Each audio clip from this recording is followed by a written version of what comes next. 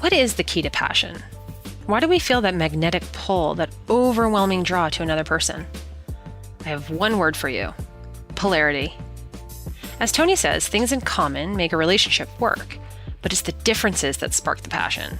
And those differences are all about our core energies. See, we all have both masculine and feminine energy, and your leading energy reflects your inner nature and values. It's not based on gender. Women can have masculine cores and men can have feminine cores. But the more opposed the sexual energies are between two people in a relationship, the stronger that attraction will be. So many of us, though, lose that passion over time when feminine energies put on a masculine mask, or when masculine energies wear a feminine mask. That's why, if you want to ignite that spark again in your relationship, it's absolutely key for both you and your partner to cultivate your core energy. Or if you're single and you want to attract someone of the opposite energy, you must learn how to embrace your feminine or masculine core. To learn more about the keys to polarity and to discover if you're masculine or feminine in your own core, take our 5-minute quiz. Go to tonyrobbins.com/polarity. That's POLARICY. And take that test today.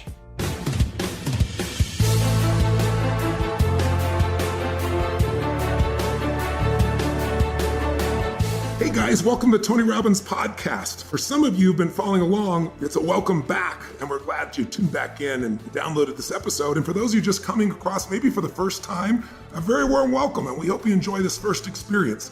I'm here with Mary B., my co-host, and we have a very special guest today. In fact, this experience today is going to be very different. If you've been following the podcast, you know that we've been dealing with peak performers in business and in life. And you may be thinking we're going to interview somebody like Siri Lindley again, who's, the world's greatest triathlete who literally didn't know how to swim when she started, or, talking leadership with 4-star General McChrystal about what does it take to really lead people in the most difficult situations, or, top CEOs like Joe Gebbe, who co-founded Airbnb and took it from nothing to multi-billion-dollar organization. All of the strategies and tactics that we try to pull out of our guests here are designed to help you not expand your business, but also expand your life. And one of the things that I've found is that people spend so much time on their business today that their business is part of their identity, a major part of it if they own a business. Oftentimes people spend more time in their business than they do with their children. They spend more time in their business than with their love of their life. And so we've tried to help people in that area, but today I want to expand the wheel of life and really talk about a subject that I think is the most important of all, and that is relationship. I really believe if you're not happy in your intimate relationship, you're not going to stay happy. Nobody on their deathbed, as we all know, says, gosh, I wish I spent more time at the office. But the feelings that we have about the love in our relationships or lack thereof really affects us. And so there is an extraordinary guest we have today. She's been a dear friend. And actually, we've taught together for about, what has it been, Esther, 14 years? 14 years, exactly. 14 years, that's amazing. All over the world, we've done interventions together. And of course, what I'm talking about is Esther Perel, who is just, I think, a genius in this area of understanding deep relationship, understanding the dynamics between men and women, understanding the sexual dynamic and the desire dynamic and eroticism. She's written several extraordinary books. One is called Mating in Captivity, and she now has a new book, and we're going to dive into the subject today because I love going places nobody goes. I love going to the places that are taboo because the places people don't want to talk about is where often you can have the greatest breakthroughs. So Esther, and your new book is called, what is it, the title of affairs? What is it? The State of Affairs. The State of Affairs. So let's start with relationship first before we dig into affairs. And tell me something, why is it today? What's different historically about relationships today? They seem to be more complex. There seems to be more drama and conflict. Is that really true? Have things really changed? In a world where people can swipe right and it's no longer about relationships, sex is a commodity. How has the world changed, and how does that affect that we deal with relationship today from what you've studied and learned with, and how many people you dealt with? I don't want to misquote, but I know you've been in this business your entire life, and how many couples have you dealt with over time? Probably thousands. Yes, I figured. Sure. It's been 34 years in my practice, but also internationally, certainly with you, at the Platinum Retreats. I think we've done it about 6 or 7 times together. Yes. But I start with a line that I think you and I have said differently, but very, very closely, which is that the quality of our lives is determined by the quality of our relationships. No question about Or in reverse, that it's the quality of our relationships that ultimately will determine the quality of our lives. Doesn't matter how much you perform and how successful you are. This is where the legacy really stands. And why is it more difficult today? Look, I was thinking this week, friendship hasn't really changed that much. Sibling relationships haven't really changed that much. Your relationship with your dentist hasn't really changed that much. If there is a relationship, yes, exactly. If there is a relationship that has really transformed in a very short amount of time, it's the couple.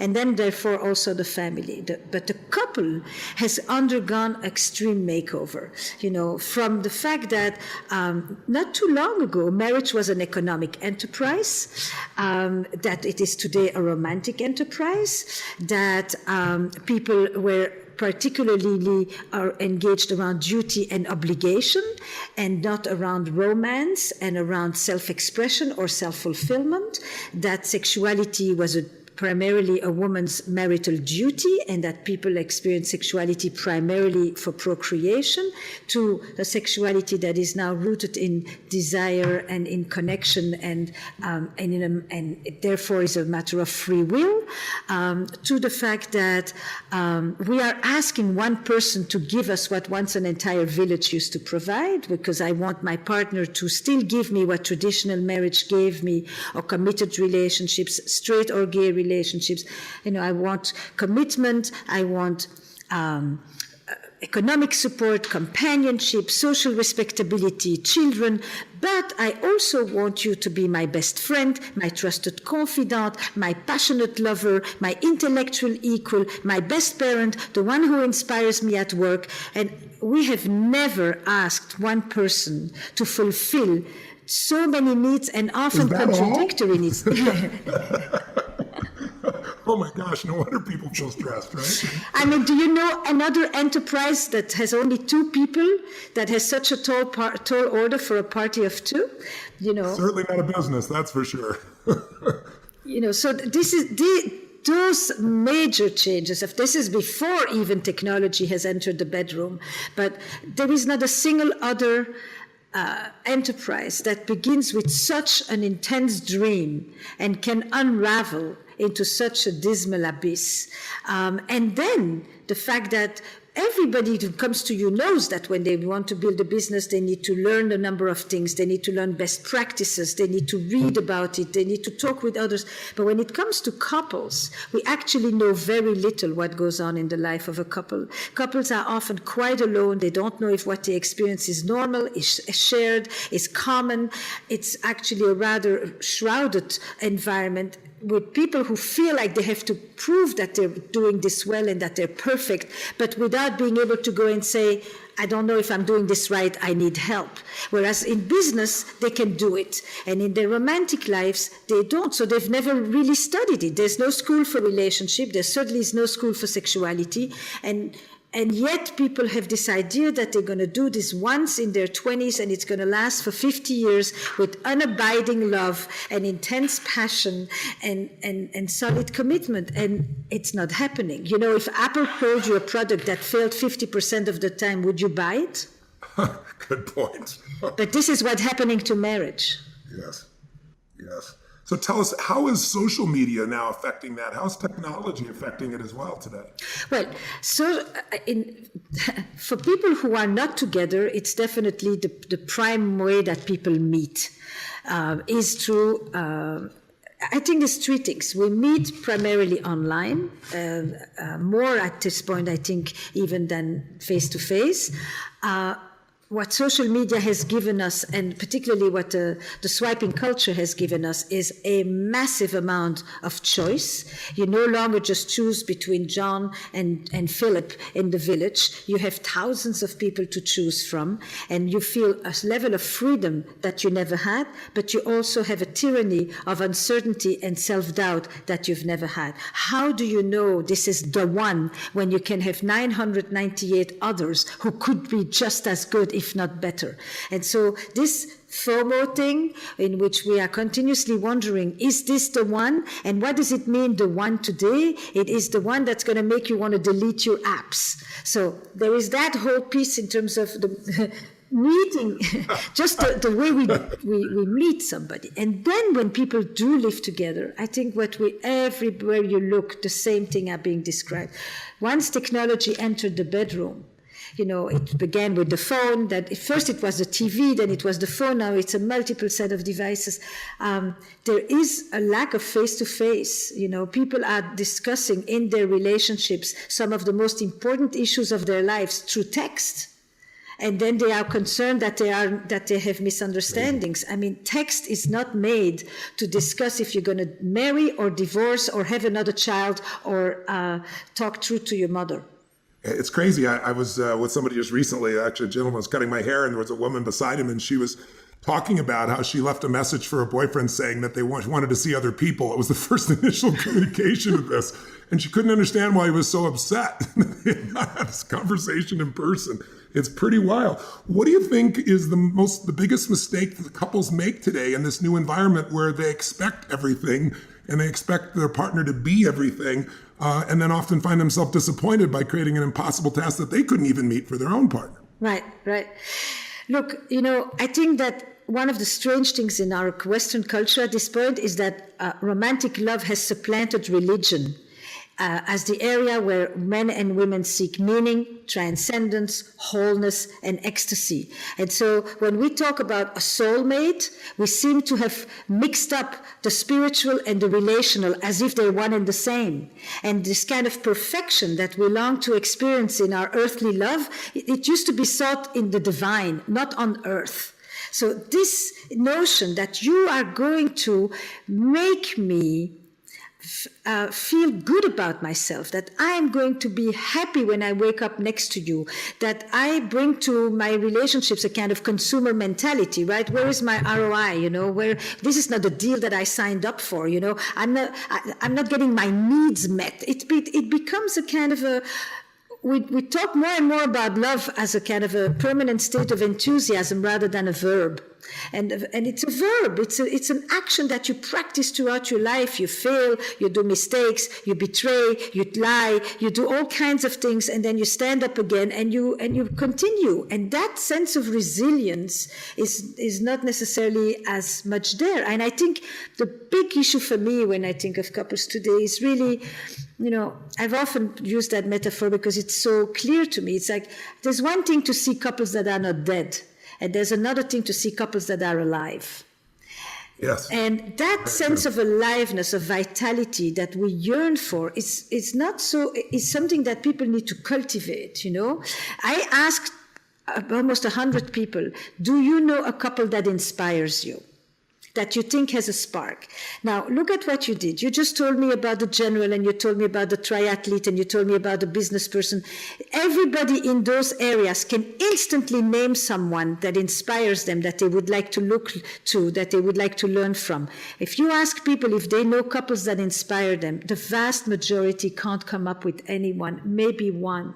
That's the sad state of affairs. If you want to talk state of affairs, that's probably the most. Yes. It's like, what? I mean, you know so many musicians, so many business people, but when I ask you about the most difficult and the most important thing that you're doing in your life, you're telling me that you have no models? Yeah. It's so true. It's so true. And, people are operating like their relationship is a business. Like you said, they go in and they're trying to figure out what they can get. And anybody who does that in business fails in business too. The only way you succeed in business is you become obsessed with falling in love with your customer, with your client. And you don't want to make them a satisfied customer. You want to make them a raving fan. And nothing could be more true in an intimate relationship. But to do that, you've got to constantly looking at, what am I here to give? How can I light them up? That's what people do in the beginning of a relationship. And then at some point, 7 days, 7 months, 7 years, 70 years later, they walk in and they're constantly focusing on what am I getting or not, as opposed to what can I give that'll light my partner up? And that's what lights me up. What makes that change in people? What shifts us from wanting to be the giver and pour our love into someone to sitting around expecting or evaluating what we're not getting? So it's two-part, and I think it goes very closely to what you do as well. The first thing is I meet you, and when the people tell you, at meeting the right person, they're constantly wanting to meet the right person. And I'm also often asking them, and who is the person you want to be? Yes, you me know, too. this notion that you're going to find the one that's going to fill you up, the one that's going to quieten all your inner rumblings, the one that's going to, you know, lift you and so forth, rather than what is it that you're going to do. And so in the reverse, it's true when you work with couples, and certainly in therapy or any coaching, is that you basically tell them the day you come in here, because, you know, people come to couples therapy generally to tell you what they know is wrong with their partner and then to say, fix it. Put you in a unique position. You know, I have never heard a person come to couples therapy and say, I came to look at what I do, you know, how I make messes. They come to tell you that they have an expertise on describing you the messes of the other, and they'll say, I'll assist you in fixing my partner. And like you, I say, things will begin to change when you start to look at yourself, what you do, what you take responsibility for, because the minute you start to take responsibility, you will experience power and freedom. And so to turn that around is unbelievably difficult. This notion that you are responsible for my happiness, I am miserable because of you, and then I need you to change. Since you don't change, I become more angry and more resentful. And then the more resentful I become, the less you're changing. And then the less you're changing and the more resentful I become. And we are in this loop together, rather than me basically saying, what can I do here to make things better, and to do it non-contingent? I'm going to do it because I think it's the right thing to do for what I want, rather than say, I'm going to sit here, passively stew, and wait for you to be the one to change, to do this first step.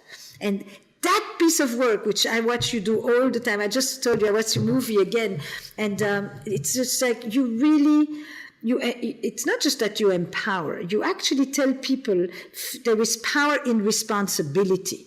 There's no question. I mean, until you're responsible, you have no power, because responsibility is the ability to respond. As long as I'm a victim, That's I have right. no control to change things. And I think the biggest challenge is our culture, you know, and social media has created this mindset of perfection. That, you know, I'm going to make myself look perfect. I expect my partner to be perfect. It's all about what am I going to get instead of what I'm going to give. And if you ask me, I think that's the single biggest mistake. But I also think people are not fulfilled very often because there's conditioning that comes from the culture, conditioning that comes from your family. One of the things you said the very first time we ever taught together, I wrote it down and I've applied it so many times, is the understanding of attachment theory, but the way you delivered it is so much more clear. I think the language you used initially was, tell me how you were loved as a child and I'll tell you how you love today. Would you help us to understand what are the different relationship types that come from the way, you know, from our conditioning, and also how does our family roles play? Because, you know, there are people that are raised in a culture, you know, Sage was raised in a culture where mom is very clear about this subject. Some people, you know, Mary B., what was your family like? Not like that. That's for sure. Esther, it's true. You know, the first few times I've heard you teach, and this goes hand in hand with what Tony teaches, you mentioned in the documentary, people see that notion that kind of everything hinges on for tone, which is the truth will set you free and you got to get dirt honest with yourself. I feel that in this topic, in relationships, I'll speak for myself. I did absolutely grow up in one of those families that is about silence and secrecy and guilt and shame. And there was just no conversation about anything, about boyfriends, about girlfriends, heavens no. So to have this principle of, okay, model the best. Who do you go to? Esther, you're exactly right. There's nothing there. So that conditioning, can you just speak more to that? Yeah. That there is no school, and how do families shape us? Because we're so different. So it's interesting. How do we break out of that conditioning, as long as we're going to stack 20 questions on it at once? I was trying to think in my head, I'm going to answer this part first, and which Don't feel too overwhelmed. Give us a solution now, damn it. You know, it's actually very interesting because I was doing a workshop at TED this year, and I got everybody up, and I basically said to them, in a kind of a sociogram, which you've seen me do when we work with the people too, I said, if relationships were central in your family life growing up, go to the left, and if they were peripheral, go to the right. Of course, I don't know what people mean when they say that. And so I said, look, now I'm going to ask you a series of questions. Were you raised for autonomy, or were you raised for loyalty? Were you told you should count on yourself. You should rely on you. If you have an issue, what is it that you can do? Or were you raised on who can help you? Who can you ask? Were you told, the moment you could speak, state your needs, say what it is you want, use your words? Or were you told you are here to actually intuit what other people want from you? And that is a very different system. That, were you raised in terms of being loyal and having legacy towards the people, as in, or were you raised to kind of do what's right for you? In the States, people often say you should do what's right for you. You should do what you want. You should do what makes you happy. In most of the world, that statement never exists without the consequences of how it will affect those that you love. You're part of a larger embedded community. And so you don't do what you want. You do what you can, provided how it will affect the others. And we went on and on like this. And I said, where did you learn to love and how? And tell me, when you grew up, did you feel that people were protecting you, or did you feel that you had to flee for protection? And were you allowed to thrive in your family? Were you allowed to cry out loud? Were you allowed to laugh out loud? Many times you can laugh out loud, but God forbid you cry out loud, right? And were people attentive to your needs, or did you have to go and take care of them because you were the parentified child? And were you touched? Were you rocked? Were you sued? Or were you beaten? Were you invaded? Were you violated? What was the relationship to the boundaries in your family? And were you, as a child, only allowed to be seen and not to be heard? Or what was the place of the child in the family? And sexuality in your family, what was that like? Yeah. So, of course, often people say it was totally not central. It was not central until you start to say, tell me something. If there was violation, or if there was invasion of boundaries, or if there was silence or secrecy, do you think that makes it not present, or do you think it makes it actually hugely present, but like an elephant in the room? And if there was infidelity, do you think that makes it not present, or do you think it actually makes it hugely central as well? And in the end, of course, there's only 5 people who can tell you that sexuality wasn't central in their family life growing up. When you have that definition, you're right. You understand? It's like they think it has to do with seeing my parents being affectionate or talking to us. No. And so now they had a whole vocabulary for thinking about, with gender, because that's a piece of the expectations all the time, relationships, sexuality, and basically the fundamental question I then say is, when you came out of your histories, when you came out of your childhoods, did you feel like you were more in need for protection, for stability, for connection, protection is probably the best way. Or did you feel that you came out more with a need for space and for freedom and for exploration and for adventure? Because we both have those needs. We all need security and adventure. We all need to be able to explore, and we need to be able to experience stability and safety. But all of us come out of our histories needing more one than the other. And we tend to partner with somebody who actually is on the other side. So I tend to say, not just tell me how you were loved and I tell you how you love, but I also say, tell me how you were loved and I'll tell you how you make love, because your emotional history is inside your body. It's inside the physicality of your sexuality. It's experienced not just in your heart and in your mind, it's experienced in your skin, how you experience touch, how you can receive. And so now the way I began to work with this is I came up with 7 verbs, just as a way to concretize this. As a person who speaks 9 languages, I've often learned a new language by looking at what are the key verbs I need to know first in order to be able to just start to speak, to be, to go, to have, to ask, And so I applied it to relationships, to ask, to take, to receive, to share, to refuse, to imagine, and to give. That's beautiful. And ask yourself, in your relationship life, how comfortable are you with asking? Can you ask?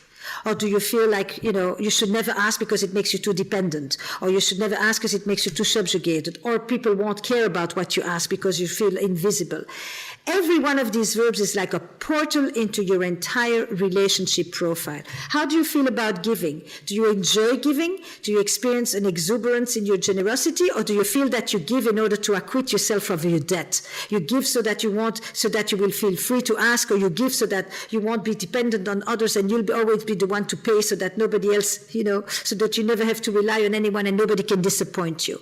How is it about receiving? Can you receive? When somebody gives you a compliment, can you simply say, thank you, that feels really nice, you made my day? Or do you start to qualify it? Can you receive? How vulnerable do you feel when you receive? And you can apply it sexually, you can apply it simply interpersonally. How is it for you to share? Do you enjoy relying on others and sharing? Or do you find that massively threatening, scary? Who's going to be there for you? You can only rely on yourself, and you certainly need to compete all the time. And for each one of these verbs, I can come up with 20 questions that basically, when you then sit down and you start to write your relationship to each of these verbs, to each of these relationship stances, you get pretty much a good portrait of yourself. And then the next question is, which verb are we going to practice now? Which is the one that is most in need of massaging and building muscle? And if you have sharing, so you pick those and make it a focus for them. I love that. That's so simple. Now we have. And who do you need to ask from? Who is the one person that you really should be going to ask from before we end this training? And who is the person that you owe something to, that you really need to go and give without asking for anything in return? And who's the person who's been wanting to give to you, who you've been closing off to, who you've been shutting down to, who you've just given the runaround to, and on like this. So it goes from the map to the identifying of what is the core resource and strength that you need to muscle, to then going and actually carrying it out and doing it. Well, you've also given a great example in the past of talking about being a child, and as you start to leave your mother or father and, to go play outside, the different reactions you could have, whether you felt like you had to come back immediately, whether you were safe to go. What I'm really digging for is, when you look at people's attachments, they play such a role in how they interact in relationships. And the more we can understand ourselves and our partner, the more we can have compassion, appreciation, and love for them as opposed to judgment. And some people grow up with a very secure set of attachments. I know Sage grew up in an environment where, she was loved no matter what. Some people grow up in more insecure attachments. I certainly grew up in that environment where, you do something or not do anything, you can have your head smashed against the wall. So it's from the very person you love. So it's very different. And some people in between. Can you explain so those people could kind of take a look at themselves and how that plays and how they interact in relationships, whether they're secure in their original attachments or unsecure in between, and also how they could be able to understand and appreciate their partner more and help their partner more, because people tend to, in my experience, find somebody of almost an opposite attachment. Not always. Exactly. I mean, it's a lot easier if you have the two people in a secure attachment. Let's not forget the avoidance. Yes, thank you very much. Yes. I left out the one that I didn't, that is foreign to me. Yes, so let's talk about those three so the people who's listening know what the hell we're talking about here. Thank you, Mary B. I left that one out. And I remember meeting Sage's parents. So, I'm going to give you a tiny bit in terms of the attachment maps, and then I'm going to give you the maps that I use just because they're the ones that I work with personally. So when we talk about attachments, we tend to define them in 3 or 4 major categories. There is a secure attachment, there is an ambivalent attachment, there is an insecure attachment, and there is an anxious attachment. But what they all talk about is really what is the relationship very early on, in terms of your ability to be able to rely on someone who pays attention to your needs, to your distress, to your joy, to your expressions, and is able to respond to it appropriately without neglect, without overemphasis on themselves without pretending that it is for you, but it's actually for them. You know, the secure attachment is one in which you have a kind of a fluid relationship between I feel solid, I can rely on you, I can lean on you, and I can leave you, and you won't fall apart either. And I feel very good in experiencing the anchor and the exploration, the secure base and the discoveries that I do away from you. But when we don't have that, some of us develop a very insecure sense of attachment that can be very anxious. I'm constantly checking, I'm constantly coming after you. I become the pursuer in the relationship, the one who always wants more, or who wants to be reassured, or who needs to be affirmed.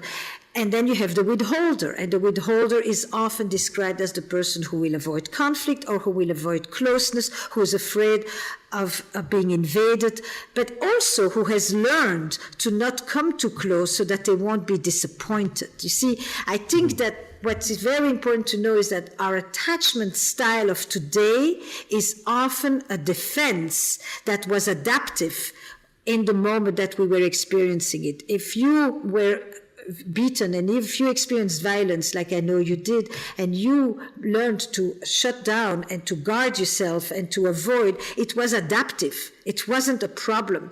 What becomes a problem is if you do this later on with someone who actually cares for you and loves you and is tender, and you still are responding from the place where you learned this thing without realizing that you're no longer at home with your mother. And it's that is very important to see, is that often the things that we have developed, our defense mechanisms, our survival strategies, which is a better term, are often were necessary at the time, but we need to undo them now. So I began to talk about it when I looked at why understanding desire, actually. I was less studying attachment as I was studying desire. But desire, of course, is very connected to attachment. And I came up with that image from looking at children, of the kid that sits on your lap.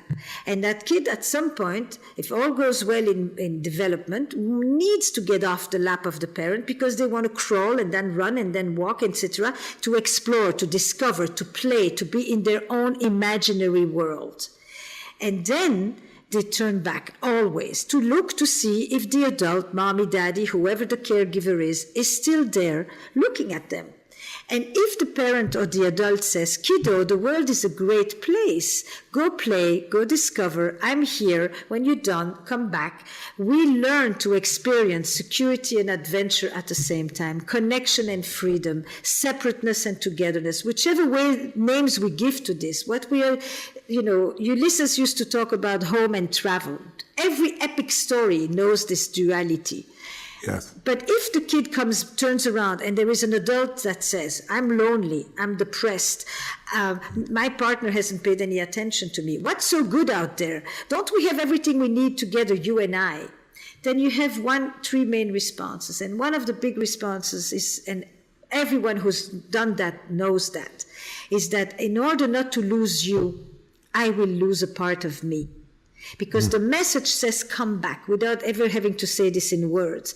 And some of us will come back and we will forego our need for freedom and for exploration and adventure and all of that in order to secure the base. And I will learn to love in a certain way when I do that, because I will learn that love comes with extra burden, extra weight, extra responsibility, extra anxiety. Love always worries and takes responsibility for the well-being of the other. But some of us have a way of loving that makes us feel that the other person needs us with such an intensity that we can no longer hold on to ourselves when we are there taking care of the other. We lose ourselves when we attend to the other. And that's when I began to say, in relationships, you will often find one person who is more afraid to lose themselves and one person who is more afraid to lose the other. One person more afraid with the fear of abandonment and one person more afraid with the fear of being swallowed up. The second child, by the way, doesn't come back right away because they're zesty, they have energy, they want to stay playing. But the closer they become, the more the intimacy rises, the more the emotional connection thickens, the more they disconnect from their desire. Desire is not just this, it's not in the sexual sense. The desire is the free will. It's the ability to play, to attend to oneself, to experience aliveness and vitality, which is the opposite of responsibility and worry and anxiety. Well, mine certainly was taking care of my mother. That was the piece. What was it for you, Mary? I think I was more getting called back lovingly from mom and dad, but it made me just be like, I gotta get out of here. Yeah. And how's that affected your relationships, for example? Probably in ways that I still don't even know, but I have to say, you know, Esther, I've been listening to, if you've not heard it yet, your podcast on Audible on Amazon, Where Should We Begin? And going through with couples, and it's just brilliant to be able to witness when I'm not involved and attached and hooked, to hear human beings innocently. You know, you do such a beautiful job of saying where you see a couple, where you meet them right now, at first glance, there is a lot going on under the surface. And just asking those questions that take you back to, one of the most powerful ones for me that you always ask, Esther, is, where did you learn that? And that has been so powerful to me to go back. And oftentimes it's like, gosh, I guess I learned that when I was like 5. And now I'm 35. So I've added 2 questions from there that actually I attribute to my colleague Terry Real, which is not just where did you learn that, who did this to you, or who did you see do this? When I'm dealing with people who are grandiose, who are contemptuous, who put the other one down, who are dismissive, who really don't respond to the needs of another, who have no empathy, who are constantly, you know, you tell something and they come back and they up you because their issue is always bigger and more important, their complaint precedes yours, the whole bit. It's, you know, or certainly if they are violent in whatever violent way that they are, it's who did this to you? Who put you down like this? Who shrunk you like that? And who did you see do this? Then it's even more concrete than where did you learn it? Because instantly they start to remember, you know, it's like they remember that hand that presses their head down and just basically said, you are worthless. And then they can make other people feel worthless. And by the way, while they're doing this at home, they can be utterly charming to their customers. Crazy. Right? So I always say to them, you know, if you treated your partner like you treat your clients, your marriage would be doing quite well. You know, but you're charming here and you bring the leftovers there. You know, you treat your partner, you know, subpar. And it is not okay. And to feel like you can just parade like this. And generally, nobody's born like that. Nobody was born on the parade. So where did you see this? You know, tell me the movie. And now I began to, in very detailed, you know, way, what were the words that were being used? You know, what was the words that, if somebody wanted to just stick it to you, what was the one thing they had to say, you know? Interesting. Well, tell me something. You know, one of the first things that happened when we started working together is you brought up this amazing dynamic, and you talked about it, Mating in Captivity, which is such a great title. When you talked about the distinction of caretaking and what that does to destroy, you know, sexual desire and drive, can you talk a little bit about why does that? Yes. Why does sometimes the more people love each other, the less passion they have? It's a bizarre dynamic, and we've seen it over and over again. Can you address that, and also just address the difference between love and desire? So go back to the dynamic that I described, right? The kid looks back, the adult calls them back, and they basically say, I forgo a part of me. I disconnect from my playfulness. I disconnect from my desire. I disconnect from my exploratory side, and I turn in order to come and take care of you. These are often people who, the more they love somebody, the more they struggle to make love to that somebody. Because to make love to someone, you have to be able to feel that they are sturdy, that they can withstand the force of your desire, that they can receive you. If you experience them as fragile and you feel like you have to parent them, You can't have sex with them. If our head is straight on our shoulders, we never want sex in the family. The minute you have a relationship where one person feels like they're the parent to the other, the mother, the father, the brother, the sister, the roommate, there is no sex. Because we won't have sex in the family. There may be a lot of affection, there may be a lot of physical touch, tenderness, but it won't be erotic. In order for it to be erotic, you need to not feel that you are in a parental, familial relationship. It's just taboo. That's it. And this is one of the few universal taboos. The second part of this is that when you ask people, and that's probably the way that it's the most easy to illustrate, and it's a question I took way back when I wrote Mating. You ask people, when do you find yourself most drawn to your partner? And they will systematically tell you one of 4 answers. But the first one is, I'm drawn to my partner, which is not the same as sexually attracted, when my partner is in their element, when they're doing something they're passionate about, when they're in the studio, on the horse, on the motorcycle, on the ski slope, on stage, when they are radiant, which is a word I know you often use, because it means they're inside their own life, they're inside their passion, they don't need me.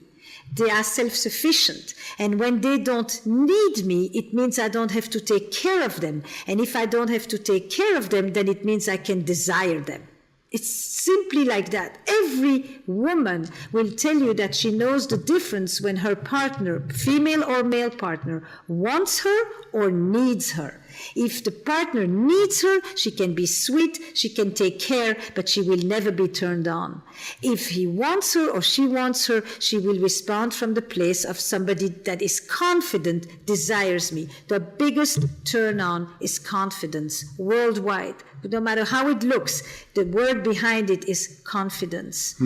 And if I have to take care of you, I can't let go. It's, the game you play on the beach where you fall back and somebody holds you. Yeah. To have sex is to surrender. To surrender, you have to feel that you can fall on somebody and they will receive you and enjoy it. If you feel like they are scared, they are threatened, or you have to worry about them, you can't let go. Why do guys in straight couples always tell you, nothing turns me on more than to see her turned on? Because if she's turned on and she's liking it, he doesn't have to worry about being predatory. He knows she's into it. If she's into it and she's enjoying it, then we are in the realm of pleasure. We're not in the realm of violence. And why does the woman never say what turns me most is to see him turned on, but she says what turns me turn on the most is to be the turn on? Is because if she's busy with her own erotic self, then she knows she's not in the role of caretaking. She's not responsible for anybody else's well-being, and for once she can actually focus on herself. And those two things, the predatory fear for the man and the burden of responsibility and caretaking for the woman, are the things that you need to let go of. Both of them, the opposite of which are you take care of somebody. So when I say love and desire, they relate and they also conflict. What I'm saying is that love wants to contract the distance. It wants to neutralize the tensions. It wants to know the beloved. It needs absolute trust.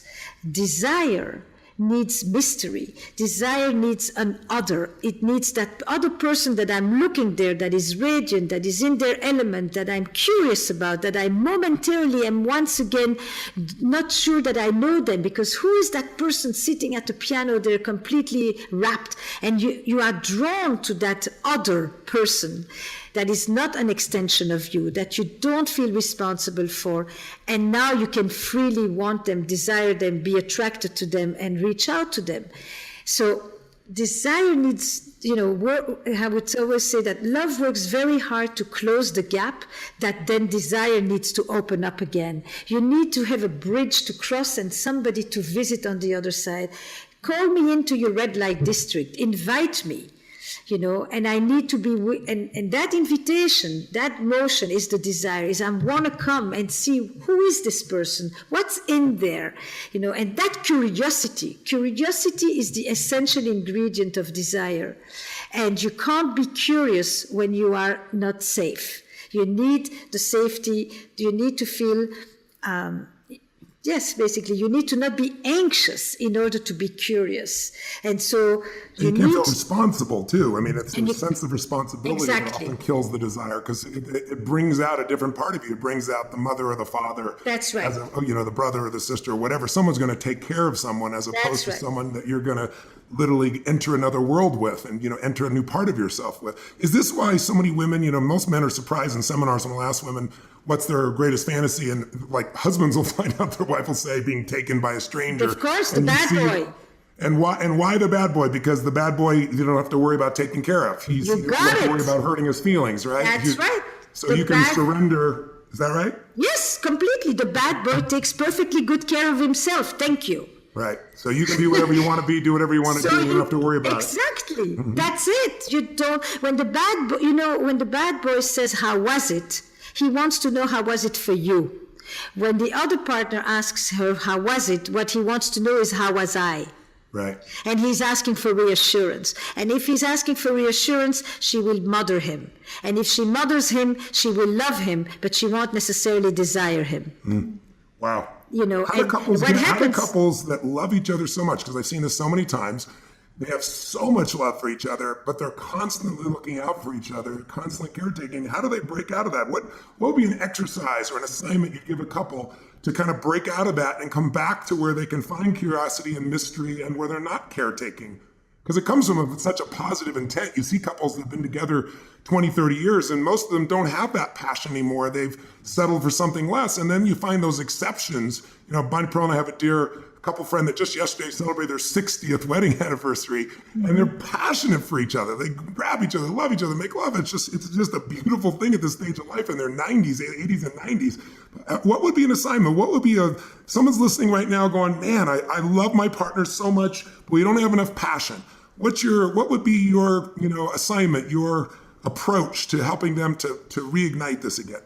So there's a few different things that I would do. And by the way, I think that when people say we don't have enough passion, that they tell it to you 6 months to 2 years into it. It's not necessarily 20 years. Yes. The ones who have it, and the ones who lose it often lose it very early, or lose it right after the kids, when they do become family.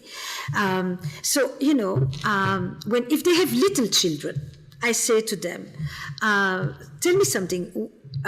Do you have, when you go out, a curfew? Do you always have to come home because the babysitter, because the kids, can you find a way, even if it's every 3 months, I don't care.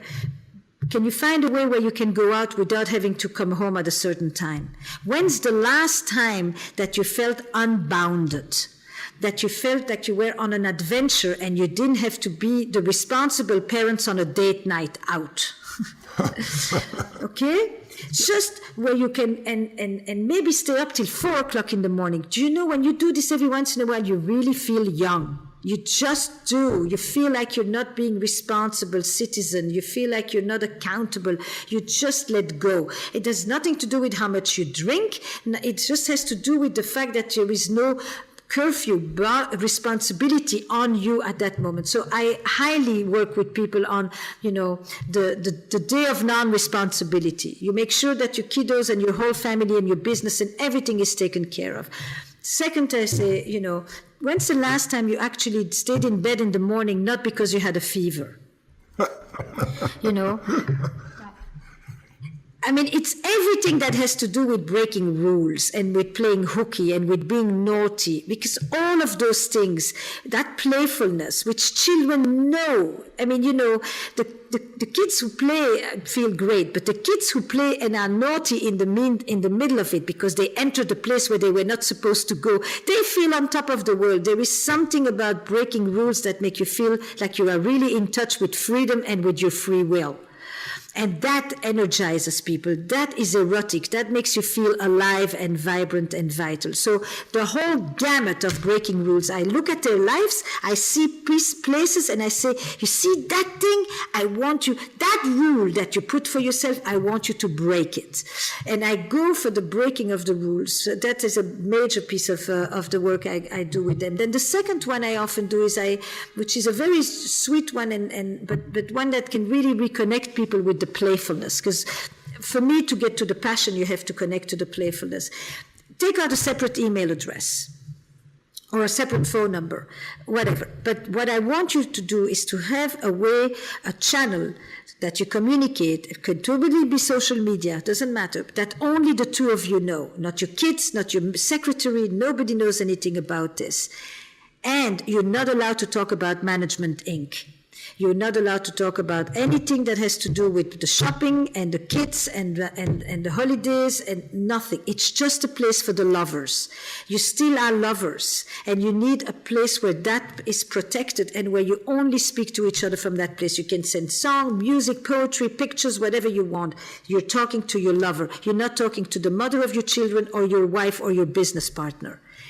That segregating of the erotic becomes very, very important as well. So I like to do that with them. I think anything that breeds novelty breeds testosterone.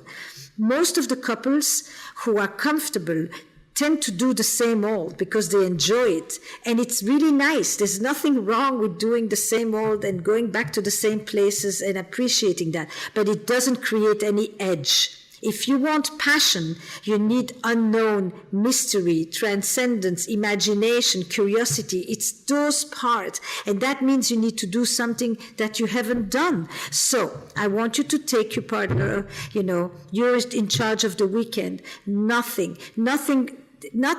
brings us more joy than somebody who surprises us, unless we have a history of trauma. Then we don't like surprises. But otherwise, take your partner, blindfold them or not, pack their suitcase and take them, even if it's around the corner to someone else's place. If you don't have a penny, it doesn't make a difference. And don't tell them anything that's going to happen next. They're in your hands. They're in your hands. Everybody remembers as a kid walking with someone that holds your hand, and you have to close your eyes and you have to trust that they're not going to bump you into other people. It's one of the favorite games we played. So anything having to do with novelty, with surprise, with protecting an erotic space, all of those things is where people will reconnect sexually. I want you to make love with your clothes on. Most people, after they are together, first they undress, then they go into the bed, and then they start to do the deeds.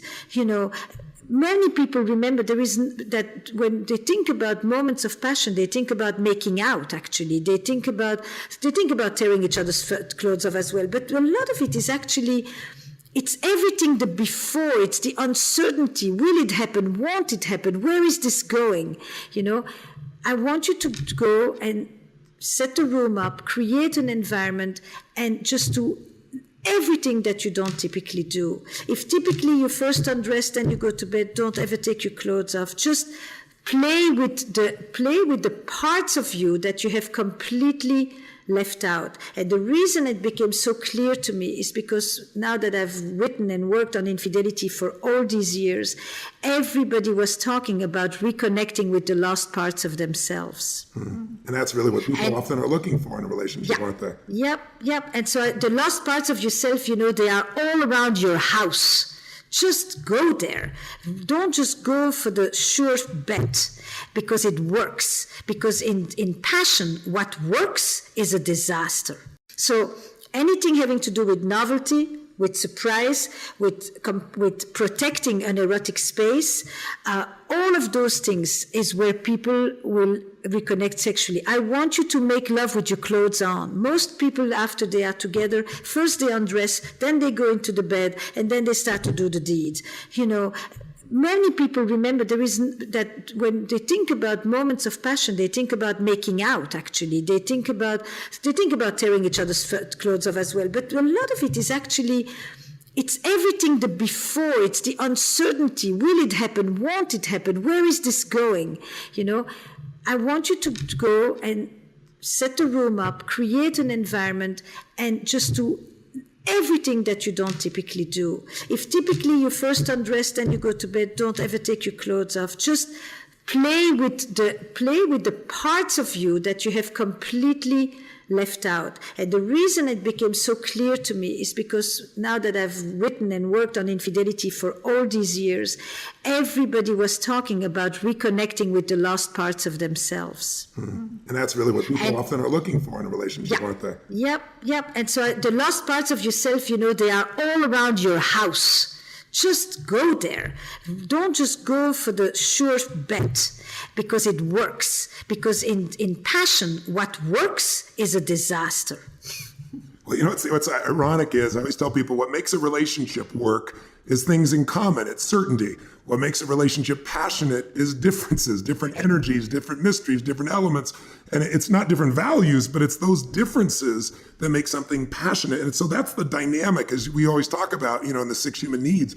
I can tell you in my own life, I can Not agree more. vividly, I grew up in an environment where 4 different fathers, I didn't want to ever have a divorce.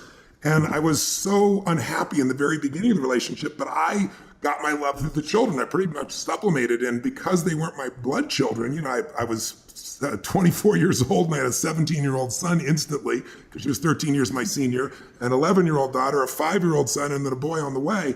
And so as they grew up and began to expand, and I can remember vividly when the kids were no longer there, it was like the love was no longer there because we were such different people. No one tells you how to pick your partner. And I can remember vividly, for my achiever friends listening, I'm on stage for what to me would have been, ecstasy at that time. It was like my biggest vision. I had 13,000 people in New York at the Continental Center, and I'm doing what I love. And, when you serve people so much love comes back to you, and I'm experiencing so much of that.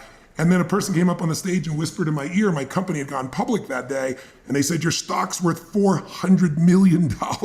And I was like, oh my God, this is incredible. And then I went right back to what I was doing, which really fulfilled me. And I was high as a kite all day, more really from doing what I love than even the economics, silly as that sounds. But when I went home that night, I was depressed. And the reason was because I was adapting. I constantly changed. I became a pleaser. You described that person. If you go away, you left me alone. It's like, that's what happened in my childhood. So it's like, I came home and I was so unhappy because I was being something I wasn't to try to please this person. He's a good human being, but we're so different. And I finally made the decision. I said, you know what? I'm not going to be one of those VH1 movies, those TV shows, if you're old enough to remember, where they used to always have a behind the music, they'd call it. That's right, Maren. There'd be this great rock group and they'd hit the peak of their life and then somebody'd overdose on drugs or drive their car into a wall or something. So the toughest decision of my life was to end that relationship. And it was the best decision because it led to my Sage, to my Bonnie Pearl, and we've been together 18 years and the best 18 years of my life. But most people will not make those decisions. And the way I did is I sat down and said, what do I really want? Instead of judging my partner, what do I want? And then as you and I both talk about, who do I got to become to attract that kind of person, keep that person engaged for the rest of my life? So that was my focus. But today, what happens for most people is affairs. And you've been putting some expertise into that. And I know it's your next book that's coming out right away. So tell me, I know when you go to conferences, the first question people ask you is like, what percentage of people have affairs? Tell us the percentage, but more importantly, what creates an affair today and can they be healed? So just to put this in context, actually, it's a very strange thing to say, right? I wrote a book about affairs. I wrote a book about relationships. And in order to understand what makes good relationships, I can't just go and look at the ones that work as planned. I actually had to go and look at the ones where there is betrayal, where there is a violation of trust, where there is deception. It's from looking at those relationships that I can really glean the lessons of what makes a good relationship. It's very interesting. Instead of going to look for those who could inspire, I went to look at the inspiration from those who flunked and those who went through the crisis and then those who actually re-emerged from it. And that's when I really got a sense as to what makes a good relationship. It took me on a journey that I didn't anticipate at all. So it's through the lens of affairs, but it's really, if you read this book, it's almost it will give you everything you need to know about being a couple that remains connected and passionate at least for a long time. So I'm 35 years with Jack, and I always say we have had many marriages. Like most people these days, we've had at least 2 and maybe 3. It's just that I've done it with the same person. That's beautiful. Because we've gotten this, we've been able to constantly kind of reinvent and recreate, but that's what people are doing. They're doing it through their affairs, they're doing it through a new partner, or they're doing it with the same partner. In the end, if we don't grow, if we don't change, we dry up and we die. And so in the name of that growth and that change, people will do all kinds of things. If Mating in Captivity looked at the dilemmas of desire inside the relationship, then the state of affairs looks as what happens when desire goes looking elsewhere. And I wanted to look at affairs because if I ask in your audience, if I ever come back to Date with Destiny and I look at these thousands of people and I say, how many of you have been affected by infidelity? 80% or more of the people will raise their hand. It is an experience. They may have had it with their parents. Yes, exactly. Your entire psychology. Yes. I remember I would meet, my mother had 4 fathers. I met Jim Robbins, who adopted me, my 4th father, at Bojack's, which is like a Denny's, because my mom couldn't get out. And I was the one who had to go tell her affairs. She's not there yet. And it freaked my brain out, but I love my mother so much that I had to make it okay. But at the same time, it didn't feel okay to me at all. So I think everybody's affected by affairs to some extent, whether they realize it or not, because somewhere in their family there's been one, even if they've not been affected by one person. That's right. You've been the child of, you've been the sibling of, you've been the lover, you've been the strayer, you've been the victim of it, you've been the friend of it who is watching. I mean, it is one of the most common experiences and one of the least understood. It is infidelity. And how common is it today in the world we live in? Look, extraordinarily common for 2 reasons. One, because women are closing the gender gap very fast. You know, until recently, infidelity was basically a license for men and a threat to her life for women, be it through being killed, which she still can be in 9 countries today, or be it through child mortality, pregnancy, you name it. You know, she was ruined either financially, either by reputation, either by death, by natural death. So what has really changed is that women have closed the gender gap. Give the woman a car and then we'll know what she really wants to do. And maybe she's not nearly as domesticated as everybody has wanted to make it look. You know. That's what they're afraid of in Saudi Arabia. You bet. That's exactly where this image came from. And that's one reason why we would say it's rampant. And the other thing is because the definition of infidelity has been rather elastic. You know, what do we talk about when we talk about cheating? Are we talking about just having an affair? Are we talking about porn? Are we talking about massages with happy ending? Are we talking about chat rooms? Are we talking about sugar dads? Are we talking and the definition seems to be expanding all the time. There are more and more things which we today experience and describe as being across the line. So because of those 2 things, infidelity is on the rise all the time. And the third reason, while it is higher than we think, is because everybody lies about it. Everybody lies about it. So it's very hard to have any statistics. And the way people lie about it is that men have always lied to the up, men exaggerate, and women underrepresent. Because men get boosted by talking about how many conquests they have had, whereas women get shunned and judged for it. So the women have always lied by making it less, and men have always lied by pretending it was more.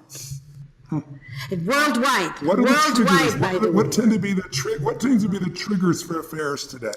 So I think there are 2 primary categories. You know, there are the reasons that have to do with the relationship one is in, the feeling of neglect, the feeling of indifference, the feelings of contempt, the feelings of loneliness in particular, the feelings of sexual frustration, the feelings of deadness inside, things that really emerge from a relationship that has become either intensely conflictual or intensely estranged, which is another the flip side of that, and where people basically are hungry for warmth, for care, for attention, for presence, for someone who laughs at their jokes, for someone who appreciates them, for the basics of human nourishments, which they no longer feel at home. And so typically, of course, people say, then why don't they divorce? Because it's not so simple for everybody. Because there are a lot of other considerations that happen inside a marriage or inside a committed relationship that people also feel beholden to. But there's a whole other group that I find much more interesting. And that's the notion that even in happy marriages, people cheat. So, you see, when I wrote Mating in Captivity, it would not have been interesting to write a book of people who can't stand each other and don't want to have any sex with each other. It's kind of obvious. What really was interesting to me is what you asked me before. It's all these people who would come to my workshops, to my office, to our sessions together to say, we love each other very much, we have no sex. Now that becomes interesting. How come? What happens there? And then the same thing happened around infidelity. To talk about bad marriages, bad relationships, all sorts, where people therefore stray, it's kind of obvious, isn't it? They've done this forever, but to talk about the fact that people do this, even when they come in and they say, I love my partner, I would never want to leave my partner, I'm having an affair. Now I become curious. What is that about? And so I've gone for the ones that are not so simple. It's not about pathology. It's not about narcissism or borderline issues or addiction or attachment issues. It's people who are committed, who love their partner, and who are experiencing a part of themselves in another relationship that they don't bring home. And not because they can't find it at home sometimes, but because they don't want it at home. And that became a whole new thing. And the essential line that came up over the 6 years of that is people who would say, all over the world, people would say, when they described their affair, that they felt alive.